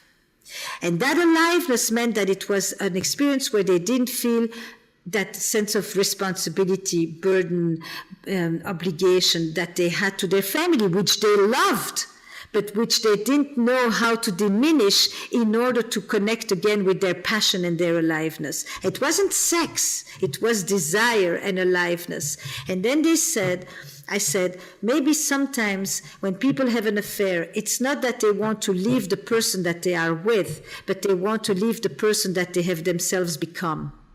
And it's in the present. And it's not that they want to find another partner. What they're looking for is another self. And so I began to think, when I think about affairs, it's always a dual perspective. It's a growth and expansion and self-discovery on one side, hurt, betrayal, and neglect or rejection on the other side. And it's really what it did to you and what it meant to me. At the heart of affairs, you have betrayal, and at the heart of affairs, you have longing and loss. It's longing for the lost parts of oneself. That makes so much sense. I've always said to couples, you and I both know the 6 human needs, and many of my audience knows it. The need for certainty and the need for uncertainty, variety. That's that same balance that we have between wanting something and needing something simultaneously. The need to feel significant, unique, and special. The need to feel love and connection. To be significant, you got to be special, separate. To be connected, you got to be together. And then the spiritual needs to grow and to contribute. And I always tell couples, whenever I hear couples, they always say, I gave him or I gave her everything. And I always say everything except what they needed. Because if you give them what they needed, then leave them. I've never heard anybody say, and maybe, 50,000 couples or 100,000 couples I've probably dealt with over time. I've never heard somebody say, I have so much certainty with him or with her that they love me. And they're always surprising me. There's just so much variety in our relationship. And I feel like the most important person on earth to them, so significant. And we have such deep love and we're growing and contributing. I want the F out of here. Nobody does that. And I think what happens is that people make judgments in these relationships. And they don't understand. I've had, without mentioning names, because I never mention names unless the person talks about it, this is pretty private, but it's a very famous person I could tell you without telling you their name, who anyone listening in just about any country would know. That's how famous. A woman, incredibly brilliant lady, a person of tremendous intelligence, a person with huge heart, a person beloved by people around the world, a person who's very successful in relationships, lots of friends, very successful financially. And this woman came to me in confidence and just said, I hate myself because she said, I'm having this affair. It's been going on forever, but I can't break it off. And what's wrong? And what you always find out, I always tell people, I say, just look at these 6 needs and measure them 0 to 10. I said, tell me about your husband. Let's look at the first need of certainty. How certain are you he loves him? 0 to 10. And she'll say, a total 10. He totally loves me. I love him. And then I'd say, okay, how about variety? And you'll see this drop off almost always like, not a lot of surprises, 0 to 10, maybe 3, and they really mean a 2. And then I'll say, well, tell me about, how significant does this person make you feel? And they say, today, I just don't feel significant with them. I'd say, -1. And then I'll say, how about, the idea that this person that, you have this deep love. And almost always with that person, the person that they're married to, they'll say, oh my God, I have such a deep love for this person. So they have certainty and love met by that person. Growth, not so much, contribution a little bit. And I'll say, tell me about your affair. And then they light up like a Christmas tree. And they'll say, oh my God. And I'll say, how certain are you that they love you and be with you forever? And they go, 0 to 10. They go, 6. That uncertainty. And I'll go, how about variety? Oh my God, a 20. I mean, I can't stop thinking about them. They're surprising me. They do this, they do that. How significant they make you feel. Oh my God, like the most important person with constantly thinking about me, sharing with me. Love you. Well, yeah, I know she loves me, So what I almost always find is people split up sometimes and they're trying to meet some of their needs to their partner, as you've described, those stability type of ones. And then they meet some of the other needs to somebody else, but it violates their own values. Like this woman, honesty is who she is, and she's just tearing herself up. And I try to explain to people will violate even their own values to meet their needs. If you think you're going to lose love, and love is the thing you value most, people will lie, even though they're not a liar and they feel bad about it. And so I think it's really important for people listening to understand that we create these triggers in each other, and that if you really understand your partner's needs and can fill your partner's needs, and you can make sure you're fitting all of them, the variety, the significance ones, that's when your personal relationship, your intimate relationship can feel like an affair. My wife has so many personalities, I feel like I've had multiple affairs. She shows up in so many different ways. But tell me, how do you heal? And a lot of people think, today, you said something in one of your talks that I saw where you said the new shame is staying. Comment on that. What is keeping people from healing these things and developing a new level of relationship? What is it in our culture that's doing that? And how do you heal a relationship if it can be healed from an affair?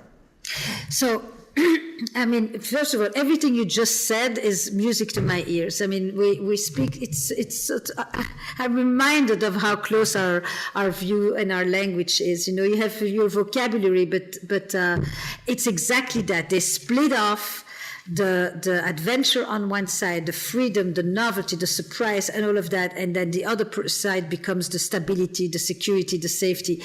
And the love. And the reason I asked the question is what? Because the majority of the people that I work with are not chronic cheaters. They're not philanderers. They are actually people who often have been devoted, loyal, and faithful for decades. And one day they cross a line that they never thought that they would cross. And so the question always was, for a glimmer of what? Why would people be willing to risk everything they've built, including the things they've put in place themselves, all the rules that they've put in place? Why would they transgress that to experience what? What is it that people are going for? And that surprise, that novelty, that aliveness, that transcendence, where the word, you put the other words to it, is really, it's like the call of the sirens. It's just irresistible. They'll destroy everything for that. And that has so much not to do just with sex. It's way more complicated. And when people begin to understand that, they also understand that it's not always the fault of the marriage. It's not marriage who did this to you. It's also what you allowed to do to yourself inside your marriage and what happened between you and your partner. So the things that help people recover from an affair, and there's multiple affairs and not every one of them can be recovered from. Let's be really clear about that. But the first thing is this: no matter what it meant for me, no matter how important it did hurt you, and it was a violation of an agreement that we had. We're talking about affairs, we're not talking about open or non-monogamy. We're talking about people who went and did something in secret.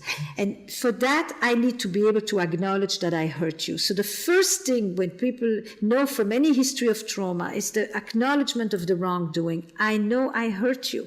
This was a hurtful thing to do. That acknowledgement, the remorse and the guilt that comes for that. Even if I don't feel guilty about the affair itself, even if I find complete justification and entitlement in my affair. An affair is always a plot of entitlement. Ultimately, it's something I did for myself. It is selfish. This is a given. And people are selfish in their relationships in all kinds of ways, not just by having affairs for that matter. So the first thing is my acknowledgement, the guilt, then the remorse. The second one is my then proving to you how much I want to stay with you. And that means that I give you back your value, because in an affair, basically, you've been devalued, you've been replaced by someone else. And that making you, the trust is not the trust that I won't do it again. The trust is the trust that I love you and I want to be with you.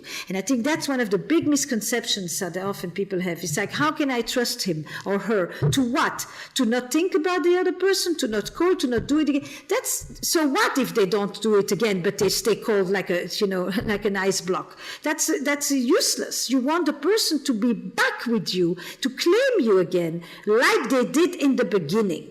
And this is why sometimes people will tell you in the aftermath of an affair, people are having levels of conversations at a level of depth and honesty that they haven't had in years. And sex like they haven't had in years, because they find themselves back at the beginning, because nothing is certain anymore. That's it. Exactly what you described. They finally brought the edge home. Yeah, that's in a crazy way. But from that place, they can start to rebuild. And so the first crisis phase is really the doer has to be responsive to the person who was hurt. And in the second phase, it's really more what it did to you and what it meant for me. And it's me understanding why you did this, how you got there. And for that, you have to really have a whole different set of questions than the typical, give me the list of all the hotels that you were at. That tells you nothing. That tells you nothing. What you really want to understand is what was that like for you, and how was it, and how is it for you to come home? And you have to feel okay to say, I love this person. I hate this person and I love this person. I want to kick you and I want to hold you. And I want you to get the fuck out and I want you to kiss me. And all of these contradictory feelings are happening all at once. And at this particular moment, I feel more alive with you than I probably have felt in years. And I am in pain, but alive. And it's this mind fuck that you're in at this point. And from that place, I have to tell dozens, hundreds of people, it's totally okay to say, I will work this through because I still like you, despite the fact that you've done all of this to me, or I still want to be with you, and not to feel that the shame in staying, because the only thing today that has dignity is to leave. Leaving is not... Explain that. That's crazy. It's like people I watch couples do this, and I watch the friends around them say, both men and women, just dump them, get rid of them. They may have invested 10, That's 20, right. 30 years. They actually do love each other. That's right. But the social influence today is so different. Why? I think it's a number of things. First of all, for many, many years, when men cheated, women had no option but to stay. This is the Hillary Clinton story, right? There's a lot of people who never forgave her for that, because she could have left. It's the fact that she chose to stay when she had the option to go. That's the new shame. And therefore, many people then have a secret from their own friends, because they can't speak to their friends, because all they will tell them is throw the dog on the curb, kick the bitch out of the house. So it's this bizarre thing that now I have a secret from the people who should help me, about what my partner did to me. It really is a strange situation. So the first thing is, I think for many women, they had no option. And so now that there is an option, the sense is you really should go. The second thing is infidelity has become the leading cause of divorce in the West, because it's become the ultimate betrayal, because it shatters the grand ambition of love, because I thought I had found the one. And this tells me I'm not your one. I actually am replaceable. I'm not indispensable. And that shatters my identity, which it doesn't do in the traditional world at all. This is not what it's about. And this idea that it's become a bigger, in the United States, people are more judgmental of infidelity than they are of cloning, of suicide, of many other things. It's a bigger betrayal than anything else. It's very, very interesting how this has become the break of the contract. You can steal my money, you can beat me, you can do a lot of things you can be contemptuous to me, you can be neglectful of me. None of these other betrayals, people will say, you should leave, you should leave, you should leave. This one, it's like one strike and you're out. And that needs to be... And is that true worldwide, though? Is like, in a place like France or places of that nature, isn't there a different cultural association, or is the American culture kind of spread to the whole world now? I think the American culture has spread. I mean, this comes with individualism as well. In France also, infidelity is a leading cause of divorce. And for all of you who think I have a French accent, I'm from the Flemish part of Belgium. I'm not French. But Clear your name. But what is different in France is that the issue is not I leave because you cheated on me. The issue is I leave because you fell in love with someone else. Interesting. So there's the distinction. Whenever couples go through this, my whole component is to get both to own it, because like you said, the person had the affair. I don't support that in any way, shape, or form. But at the same time, no matter how thin you slice it, there's two sides. And there's these other things that people do that make a person who look outside the relationship. They don't offer their intimacy. They don't offer love. They're not honest. They can be verbally abusive. They can be physically abusive. And yet they'll be totally outraged by this individual. And what I try to get people to do is to say it takes two to tango. And this cultural conditioning, it doesn't take humanity into it. These are human beings trying to meet their needs, and you're part of that process. Unless we can own our responsibility in it also, and I know that's not culturally PC, then couples are just going to run into the same problem again with someone else, or never have a deep, intimate relationship again. Would you agree or disagree with that? I think totally. I mean, look, I write about affairs. That doesn't mean I condone affairs or I justify affairs. It's irrelevant. I'm trying to understand an experience that so many people go through, and we need a new conversation about it, because what's happening is insufficient. It's not helping couples, and it doesn't really allow them to tap into their resilience. It's very clear that you can say no to your partner for 12 years physically to any contact, but your partner goes out once. This is a betrayal, and the other one is not. Yeah, that's crazy. It's very, but it is also clear that there are plenty of partners who are not participant. I actually, I've seen it many times. I've often said, when I see someone have an affair, I ask them, have you lost someone in the last few years? What does that mean? There is something about when... About death? No, yes, life is short. When, earthquakes, floods, 9/11, my father dies, my friend went too soon, I got bad news at the doctor. When mortality hits, people say, is this it? Is there more? And it is something about that lets them cross the line that they would never have crossed before. And it has nothing to do with their partner. And sometimes I have to say to the partner, I'm really sorry to tell you, but it has nothing to do with you. It happened to you, but you have nothing to do with this. Can you understand that? And that, no-fault affairs, people don't understand that. No-fault divorce they finally got, but no-fault affairs they still don't understand. It is this person's responsibility. And you may have some compassion for it, and ultimately you learn to understand it. He didn't do this, or she didn't do this to do something to you. He or she did this to do something for themselves. Mm-hmm. And they're go ahead, Mary. Well, no, Esther, I love how you're always constantly just expanding the definition of sex and the meaning of why someone might ever step out. I've heard you say before that people often do what they think they're allowed to do. And even just hearing the first time you taught that, when, and hearing the couples interact in your podcast, it's true how sometimes where there's loss of a loved one, of a parent, or grief, that all of a sudden, in some cases, that might be the first opportunity of permission that a person feels like. Correct. I'm now intoned, like how you teach, you get what you tolerate. In the same ways, it's like to feel how someone's rules can bend in situations contextually, I think has been so important for me to learn myself, of explaining my own behavior, and in partners that I've been with, just, wow, that makes sense. That maybe had nothing to do with me, whether I'm the one doing it or on the other side, just the motivations behind things. And it's just the questions that you both bring people to ask of themselves and of their partners. So invaluable. What would you say to somebody? Could I just add something to that? Cool? Yeah. What would you say to someone, Mary, you shared an experience with me at one point, if you discover that someone you're in a relationship is having an affair with you, so how does somebody deal with that moment? Say that again? What would you recommend for someone if they discover inadvertently, for example. I was sharing with Tone in the age of so many digital relationships, and just with computers and laptops and phones always accessible in relationships, I have had an experience where it's like, in 1 second, your whole, a whole year of your life can unravel if you find something of your partner's, whether you meant to or not.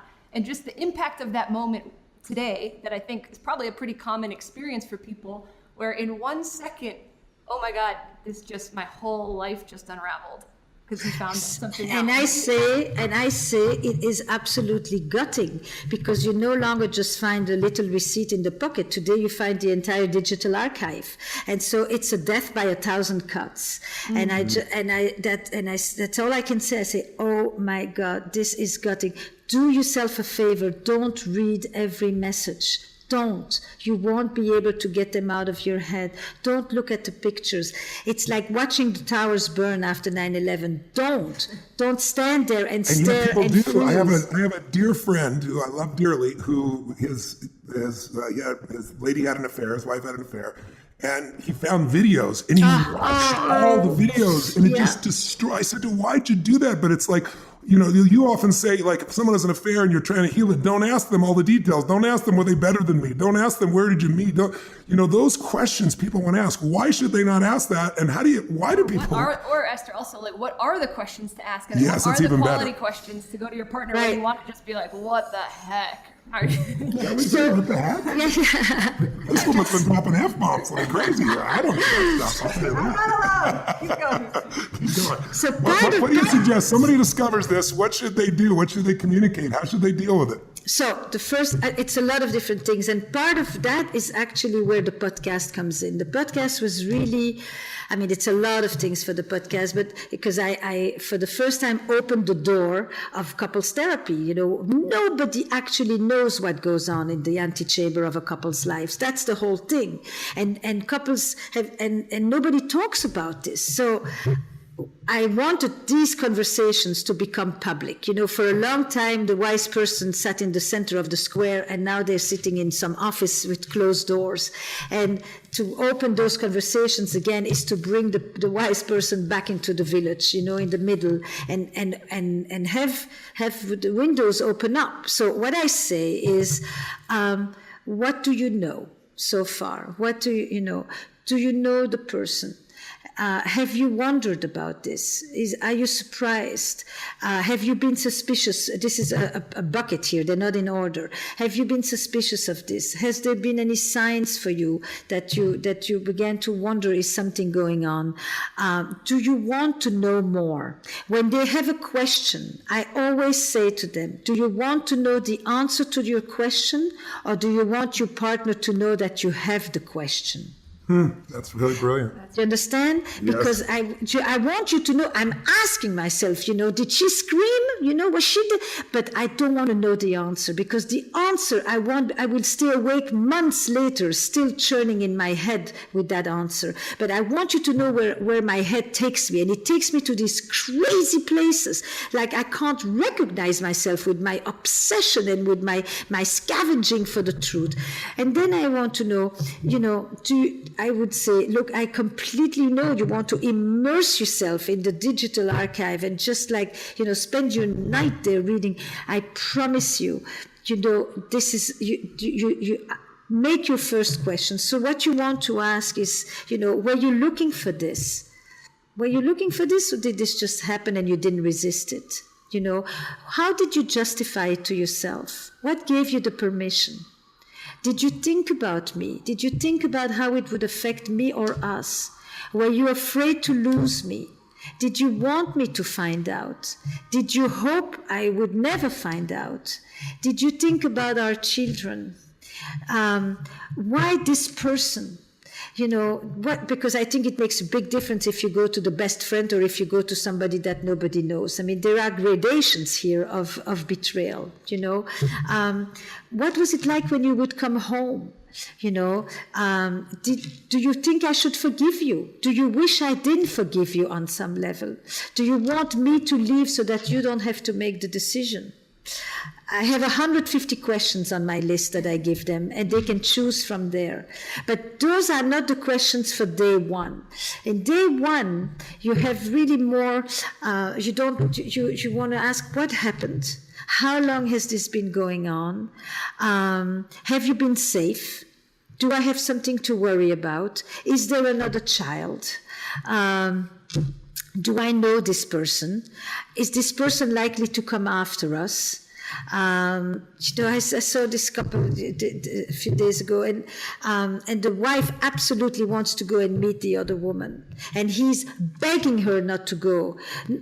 Why? Because I think he lied so much to the other woman that he would think he realizes it's monstrous. It's monstrous. For so many years he lied so much to the other person, and then he thinks the wrath of the other person is going to make her want to destroy them, which is totally understandable too. I mean, there's a reason people talk about crimes of passion, even if there's not a literal crime, And then I heard yesterday that she didn't go to see the other woman, but the other woman came to their house. And it's devastation. I mean, this is everyday therapy. This is not like a once a week kind of thing. You're holding a system, and what you want in the beginning is not to make any decisions. Your limbic system is hijacked. You can't think. Don't make decisions, and don't confuse the feelings about the affair with the feelings about your marriage and about your life and about the fact that your whole life is a lie and is a fraud. All of these thoughts are totally normal and natural, but don't make decisions based on that. You want to be as much calm as you can. You need a container. You need a good therapist who holds this for you, who gives you reassurance, who tells you that you will get through this one way or another, together or apart, but you will. You want calm, structure, reassurance, and you want to make sure that you're safe. And if you need to leave the house for a few days, you leave the house for a few days. And you want to find one or two people that you can talk to and who are not going to tell you what you should do, who are going to be there as friends and just listen while you figure it out, rather than project their own ideas on what you should do and how you should live your life. And that's what you're going to do for the first month or two. That's it. That's a plenty. So tell me, the beauty of you with this podcast. Let's talk about this because we're going to be wrapping up, and I want people to have a place to get resources. One of the things that Sage and I did years ago is created an ultimate relationship program, and instead of just talking about these principles, let's take real interventions and let's show real people raw as it's happening. And I haven't seen anybody else do that before, other than now you're doing that. I'm thrilled you're doing that. And one of the things that shows up when I looked at some of these, I was struck by how often people talk about what they weren't getting, and you ask them, did you ever ask for it? Yes. And people, why don't we, it's like almost universally, people don't ask. I'm going to give you two questions. Why don't we ask, and then we've talked about this, what are the 2 or 3 things you must not do in this situation? What are 2 or 3 most important things to do in this situation? And then I'm going to lead you to the final question, which is, can real greatness goodness come from healing an affair?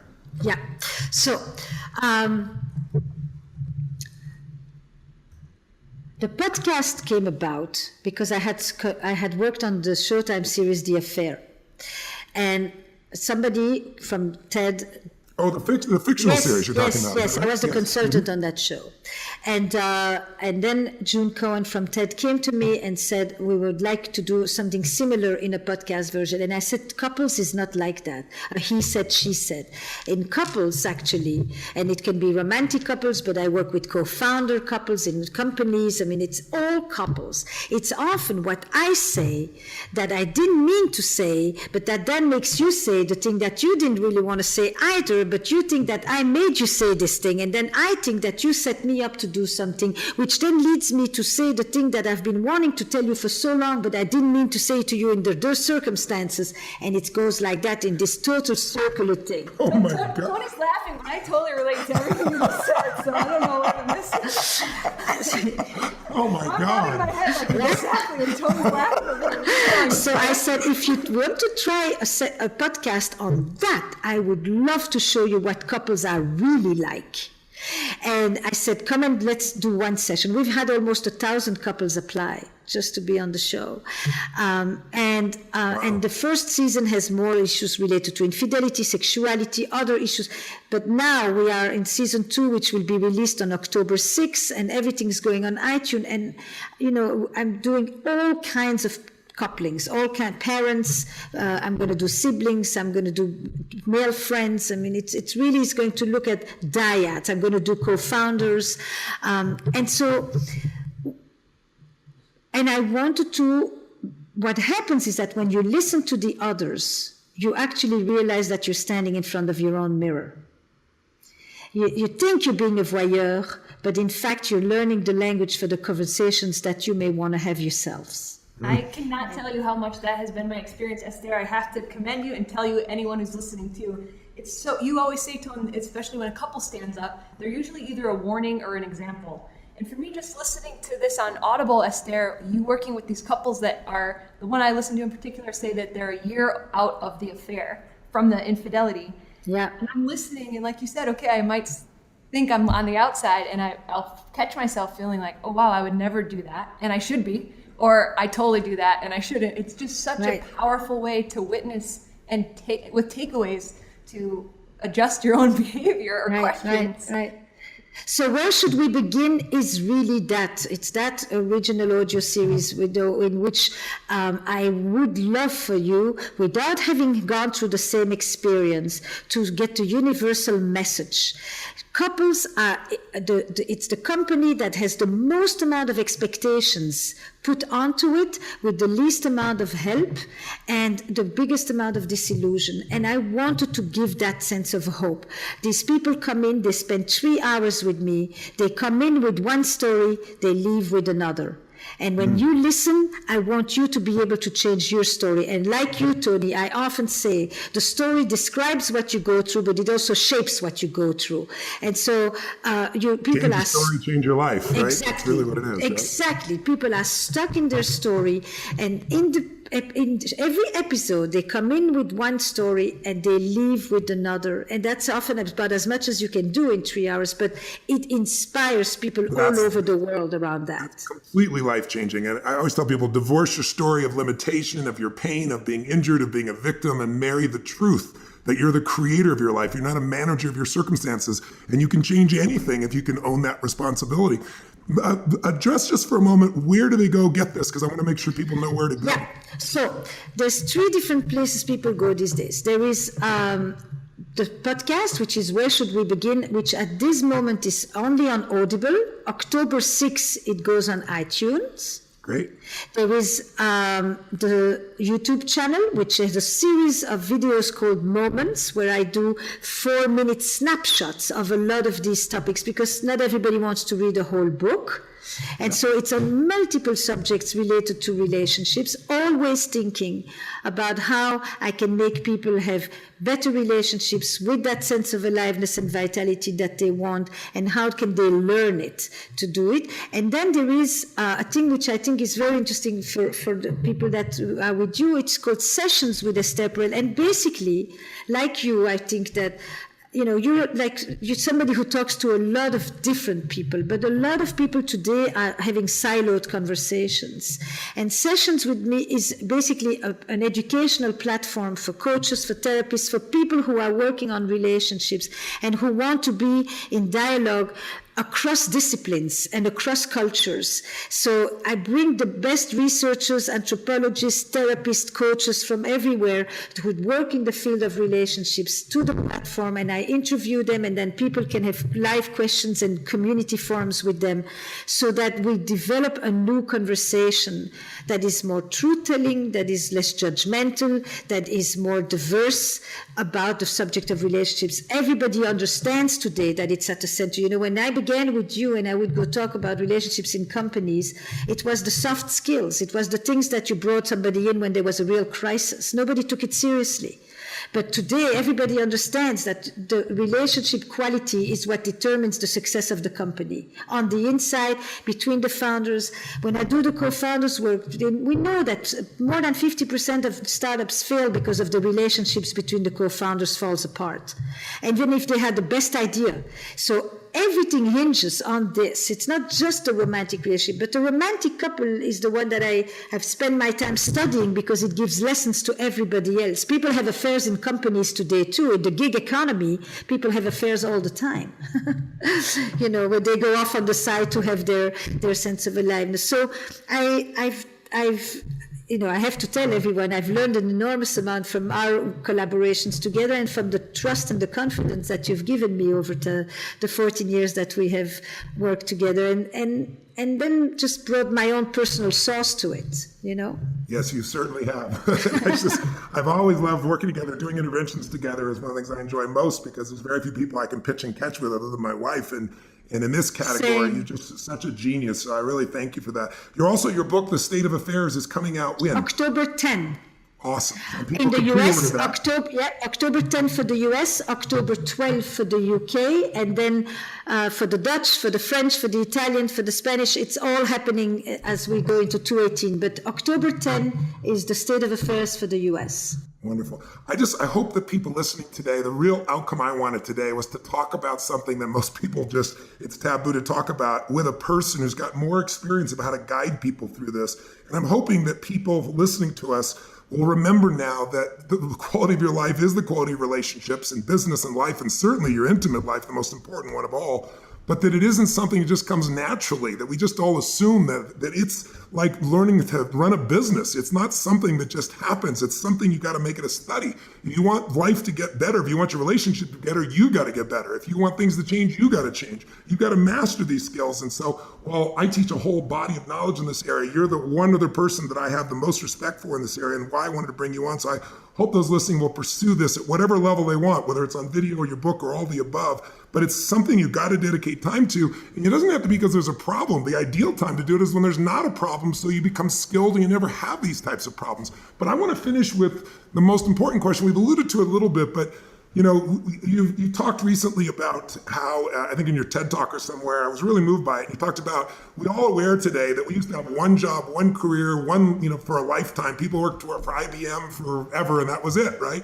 And today people have, between 4 and 12 careers, depending upon what generation they're going to be in. Tell me, how does that relate to relationship, and what goodness, what even greatness? That sounds absurd to say to somebody today, because most people have that, the shame of staying, but what greatness can come from by staying and working it out and transforming your affair into the quality of relationship you desire and deserve? So I think that the question that you asked before, what have I done? What has been my contribution? How have I invested in maintaining a meaningful, passionate or alive or fun relationship with my partner? Have I done my part? Have I shown up? Have I done my part? I think everybody needs to reckon with that question. You can do it in relation to your kids or to your spouse, but at some point you ask yourself, have I put in the best of myself here?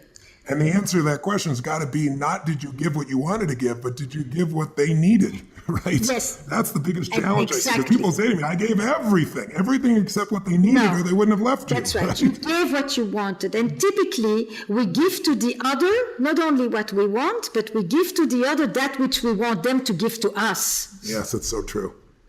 You understand? Yes. So if I like to be left alone when I'm upset, I tend to do that for you. In fact, you are the person who really needs a hug when you're upset. We tend to do for the other that which we want them to do for us, and that is not what they want from us. So are you able to actually set yourself aside for a moment and listen and pay attention to what they ask? And can you do it gracefully? Can you actually do something for the other just because it makes them feel good? And then, like you, I would jump right away to the other person and I say, and can you receive the fact that somebody did something just because it's you, even though they would never do it if you were not there?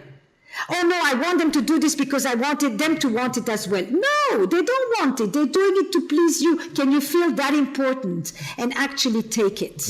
Rather than want them to want what you want so that you don't have to owe them anything.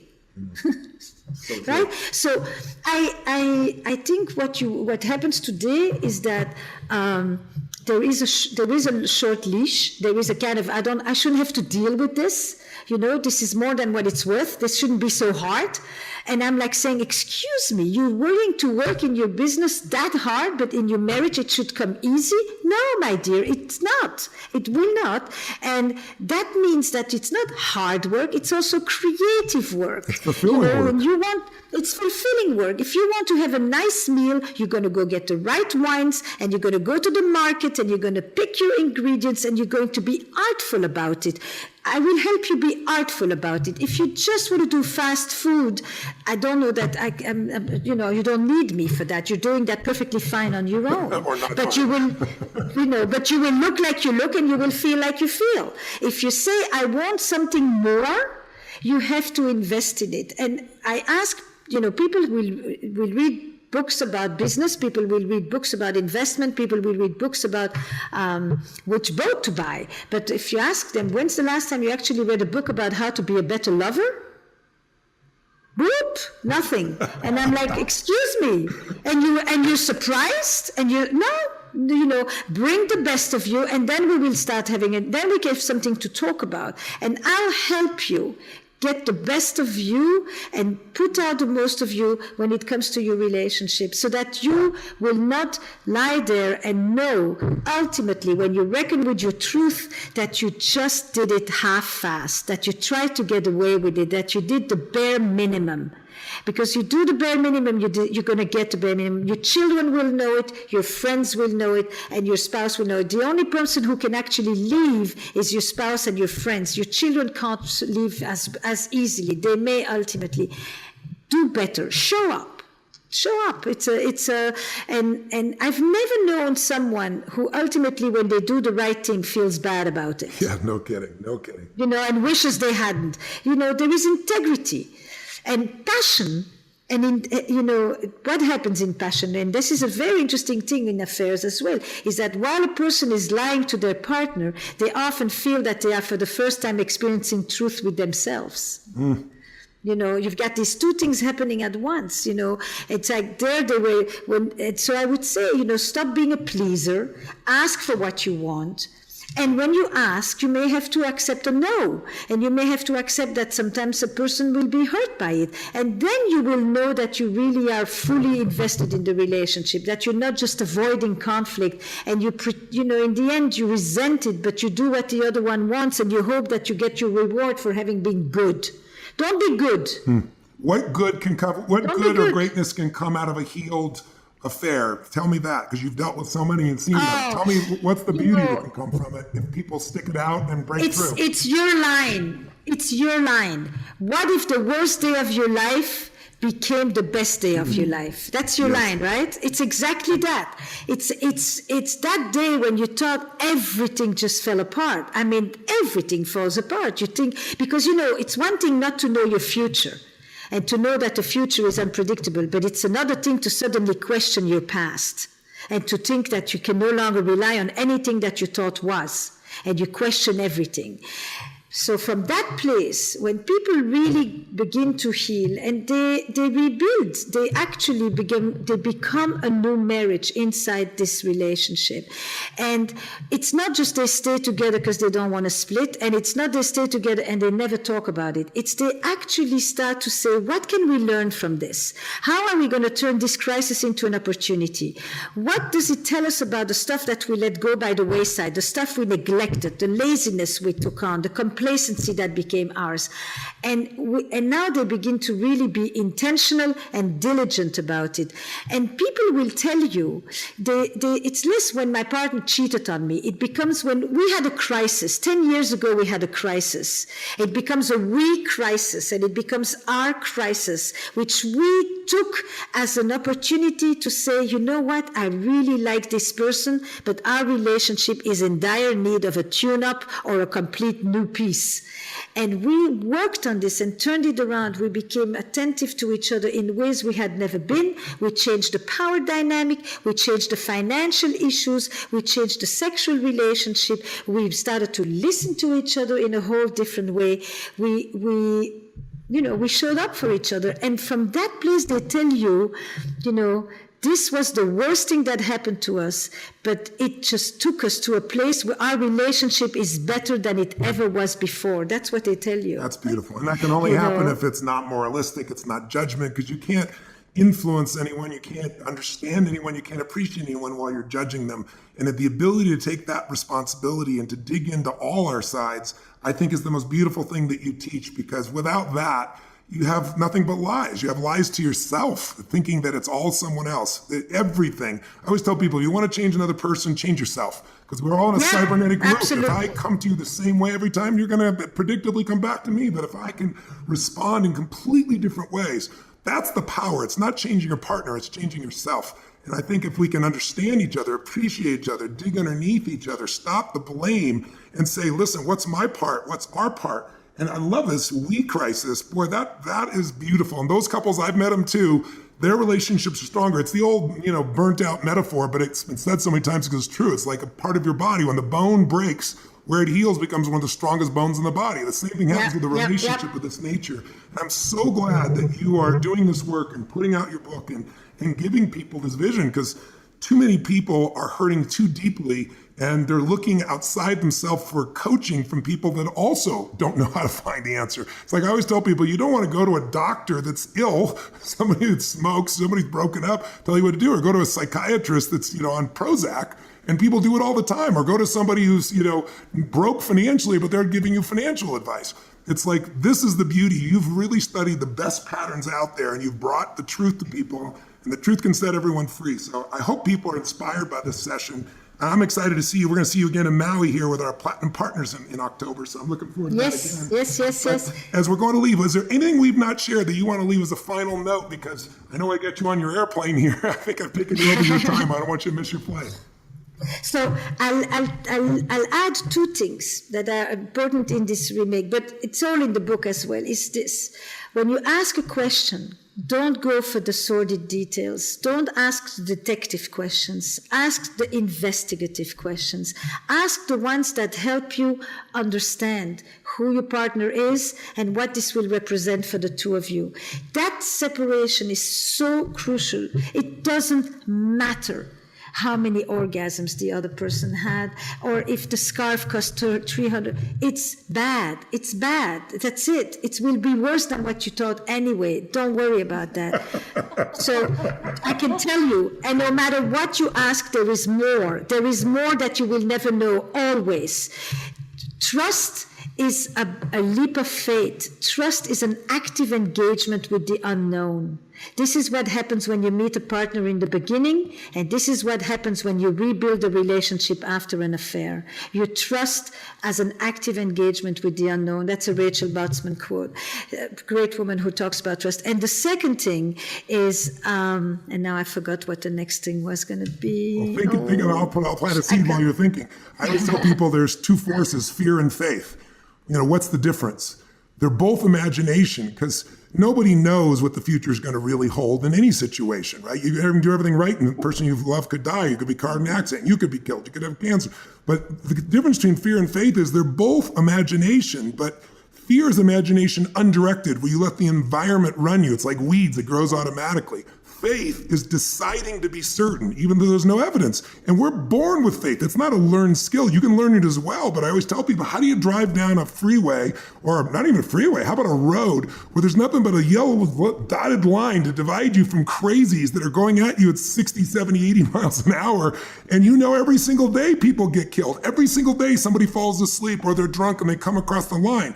So how do you leave the house? Because you're born with faith, because without faith, there is no future. Without faith, you'll never have what you desire. Without faith, you'll never be able to create anything. And creating faith in the middle of uncertainty is what leaders do.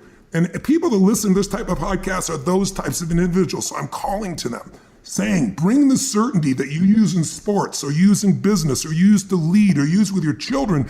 Bring that to this situation, and you can make it stronger than it's ever been before. But if you allow fear to dominate you instead of faith, then there's nothing that's going to make anything last in your life long term. You'll just leave this relationship only to find yourself in a new bag of challenges in the next one, or finding yourself alone because you're afraid to re-engage.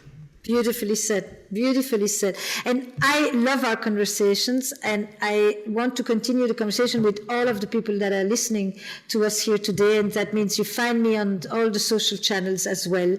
I think that this is a time in the world where listening has become crucial, because people are not listening to each other nearly enough, and everybody is talking pretty much in echo chambers. And listening to your partner at a time when things are the most polarized is your biggest challenge.